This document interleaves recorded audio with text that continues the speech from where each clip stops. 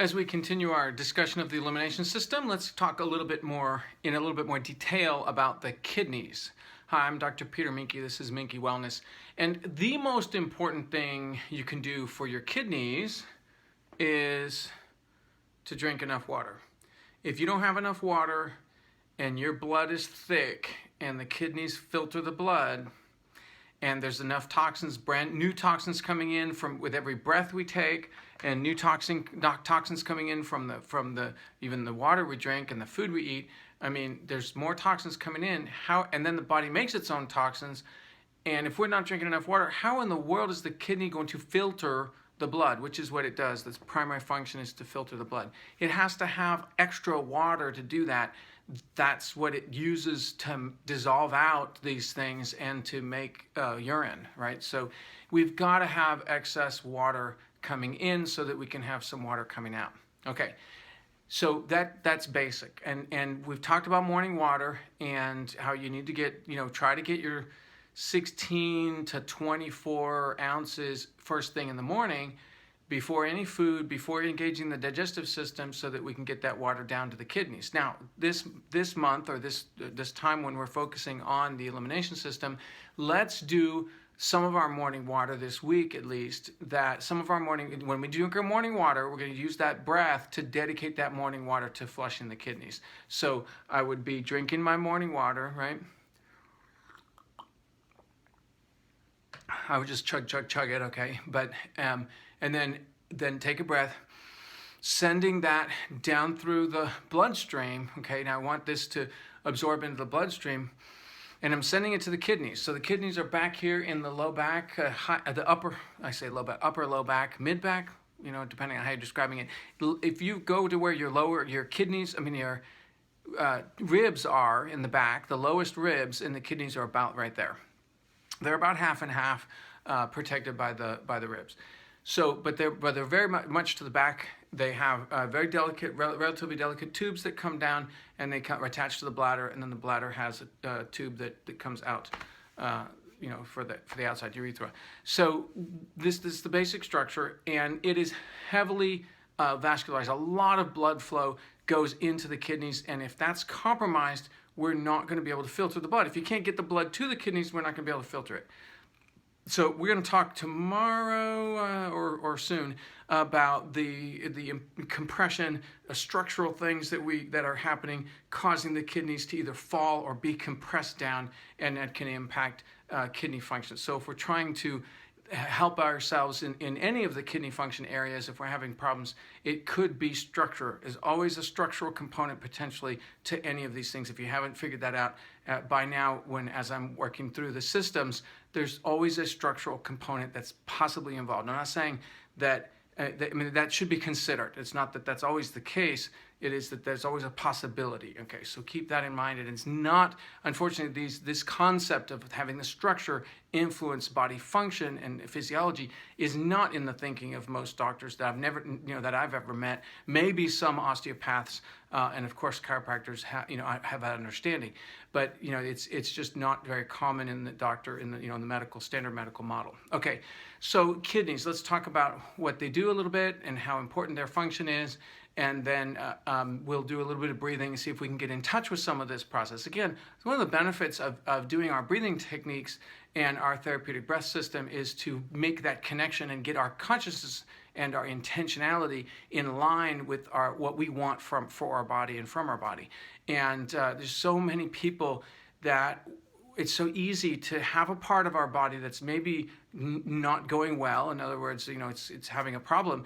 And so then with our mind and even our words, we kick it when it's down. I've got this illness, and we identify with it, and that actually brings us down onto I've got this problem, and it makes it much more concrete as we speak it. Instead of using language like, I really need to support my kidneys in their function, it's fine just to acknowledge that, my kidney function is a little bit stressed or it's very stressed, but to identify it, I have this illness, and say that's what I've got. It's just watch out for your languaging.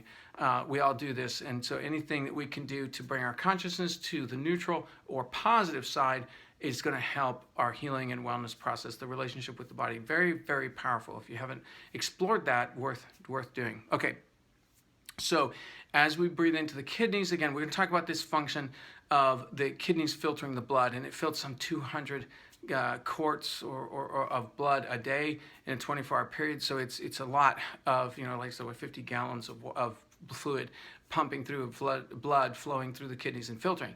So obviously, it's when it says filters, it has several functions. It has to eliminate toxins, the urea, nitrogenous waste, other metabolic breakdown products that have been sent into the bloodstream through the various detox mechanisms, either directly from the tissues themselves or through the kidneys, as they do some detoxing and get those things out. So it's filtering the blood of toxins and metabolic waste. It's gonna have to maintain a balance of salt, right? You've heard the electrolyte balance, right? It's calcium, magnesium. I mean, more in the more rare ones, but potassium, sodium, chloride, potassium, magnesium, calcium. Those are the big ones. Okay, those are the ones you've heard of, and they all are important in a number of different tissue functions. So we need to make sure that those are balanced. It also ends up in the acid-base balance of the body, the kidneys, in terms of their function. So it's going to retain some sodium, let some sodium go through. Now, if there's too much of something, too much calcium, and it gets overloaded, we end up with calcium creating little pellets, and that would, we would know those as kidney stones. So that's kind of how that happens. As we overload the kidneys, we end up with these problems. So it's really important for us to keep that flowing and flushing through the system, and of course, drinking enough water, making sure we have good circulation. There are things that can happen in the bloodstream in other words, the kidneys can get stressed from other problems. So if we have too much blood sugar, for example, and it has to try to balance that, so it's trying to push sugar out. Well, it's not designed, it's actually designed to retain sugar, not push it out. So it really challenges the system and creates a lot of inflammation in the kidneys when it's overloaded with sugar. Same thing can happen if there's too much of anything. The bottom line is what it comes down to. Okay, so we have this filtration system that the kidneys do. They filter, but then they retain. So they're pulling back the water. They're pulling back the vital nutrients. Some of the minerals obviously go out, and so we can't hold everything. And so we've got to replenish those minerals, and that's when we talk about taking your electrolytes. And now they think there's the coconut water has turned out to be an amazing electrolyte replenisher, and I've heard of pickled juice. If you didn't want to drink the neon orange or neon blue Gatorade, which I can understand just given the color, the very unnatural color, we want to look for something more natural and organic, and that would be organic meaning pure, not necessarily, how it is. So we use that term organic, maybe a little too loosely, I do anyway, and I refer to anything that has high quality natural product. Okay, so you've got your coconut water and your pickled juice, for example. All right, so these are electrolytes, and we're talking about keeping those retained. It's so important for nerve function, for muscle function, for brain function. All of those things are dependent on the electrolyte balance. But that's not all the kidneys do. The kidneys do so much more, and they have hormones that are involved in blood production. They stimulate the production of red blood cells. They produce an active form of vitamin D, and then there's an enzyme that cleaves the renin in the angiotensin system. There's a protein, a renin, that it's an enzyme that gets and activates the whole system for increasing blood pressure. And so if that system's out of balance, we could end up with high blood pressure. So a lot of different things. Now, here's something interesting. If you've been around the medical system, especially older people who get bladder infections or the kidney, they're not kidney infections, but I forgot what that is called. Oh, UTIs, right? The urinary tract infections. And they get weird symptoms. I mean, it's blood pressure problems. They can faint suddenly. All of a sudden the blood pressure craters and they collapse. And you think, what is going on? Then you realize, oh, they've got a subclinical or UTI that's just not causing a fever or anything. It's enough of an infection to affect the kidney function. So really can have significant dramatic impact on the basic stuff like blood pressure. Okay, so the kidneys are doing a lot. And the nephron, which is the primary sort of unit of filtration that's in the kidney, is a very delicate structure, and it can get damaged from these toxins that we're detoxing, that we're processing out. Heavy metals in particular cause a lot of skid marks, a lot of damage as they're leaving the body. And we want to try to neutralize those as best as possible. That's what the liver and the sulfurzyme and stuff we've talked about before, that's what that's all about. But that still has to oftentimes come out through the kidneys. Sometimes there's no fix for that. Also, medications, a lot of medications they just half metabolized, they're not really metabolized all that well, and they end up go through the kidneys, and they hurt the kidneys. So let's do a little breathing to protect the kidneys, have good flow and good protection. So I'm going to breathe in. I'm going to do the left kidney first. And as I breathe in, I'm going to just reach down and make that connection. I know I haven't done a lot of breathing in a while, but we're going to get back to this. And I'm going to put my hand back here so I can feel the kidney. And I'm going to be real gentle, just asking for a connection. And get that whole kidney about the size of your fist, a little, maybe a little bit elongated. Okay, and now the right kidney. And see if you can feel a difference in terms of those two structures, right and left kidney. And just pretend you're getting in touch with it. It doesn't, part of this is a pretend game. At the worst case scenario, you're getting a nice deep breath, and you're using diaphragm to actually massage the kidneys anyway.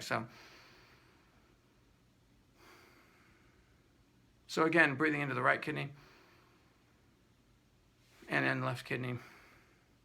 And now we're just doing action breath. We're going to send in some protection, some glowing, wonderful glowing protection, vitality, God's love, and coming in and just breathing that straight into the left kidney from the inside out, and just produces this healthy, vitality and glow that surrounds the kidneys. And now that right side, same thing. So now that we've got the kidney supported and protected, now I want to make sure it's doing its job. And so I want to really send fluid through there, send the blood through there. And so really get a sense of a circulation, really a clean flow, easy circulation of blood through the kidneys. Now here's where I start to run into some problems as I start to breathe into this and go, maybe the flow is not so great on the left anyway. And so let's check the right. Much better on the right for me. So pick the one that's the weakest, it seems, and anytime you run into a little image of gives you a little warning sign, then let's come back and do an action breath. And again, kind of love on it. We could even think of doing a little massage if that kidney is tight or dense. So just a little, I'm going to move back and forth, get a little massage going on back there. Relax, and then love on the kidney. Now we've got function, so we've got the fluid flowing through. Now we want to hold back in a wonderful balanced way all those wonderful minerals that we need. And this one is easy for me to see a rainbow coming out of the pond of water, that these are the minerals that are coming back into the body. And you can see each stripe, each color of the rainbow is a different mineral. And so I could use that as a little image to have those, those minerals coming back, vital minerals coming back into the body. And then, of course, water, the whole, coming back in, reabsorbing.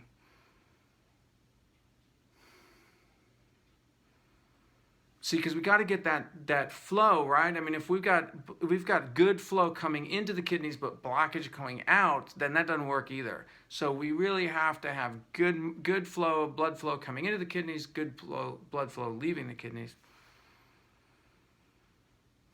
So now I'm going to pull blood from the kidneys back up to the lungs, or back up to the heart, as would be the next place it would go. So by pulling that blood up, it's going to draw the other blood in. Okay, and then the last little bit, we're going to do scrubby bubbles. Breathe in and get those scrubby bubbles to go around the kidneys. Get a nice clean picture. So that's just a little bit about the kidneys. I know that the kidney, like I said, we could do all studies on the kidneys, but we're just going to keep it simple today. And we'll do a little bit more on kidney function as the week goes on. But for now, practice some breathing daily. Happy wellness. We'll see you tomorrow.